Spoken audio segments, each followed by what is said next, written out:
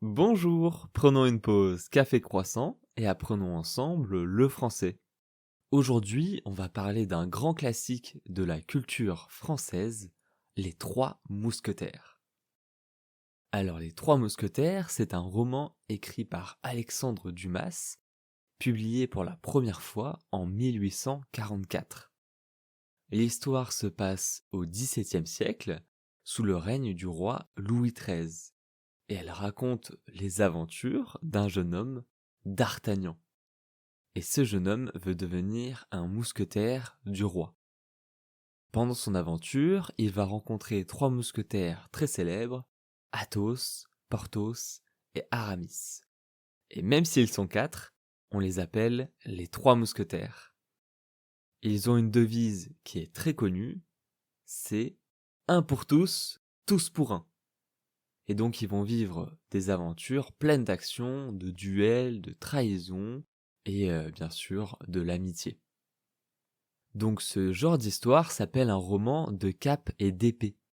Il y a des épées, des combats, des complots, et c'est un style qui est très populaire en France au XIXe siècle, et même encore aujourd'hui, puisque le roman il a été adapté de nombreuses fois au cinéma, et encore en 2023, deux films français sont sortis avec Les Trois Mousquetaires d'Artagnan et sa deuxième partie, Milady, avec des acteurs français qui sont très connus.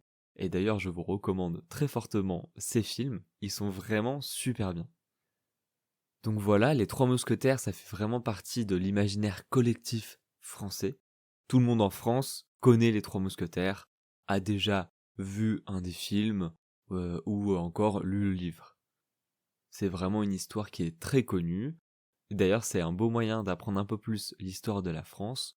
En regardant ce genre de film, vous pourrez voir un petit peu comment c'était à l'époque en France.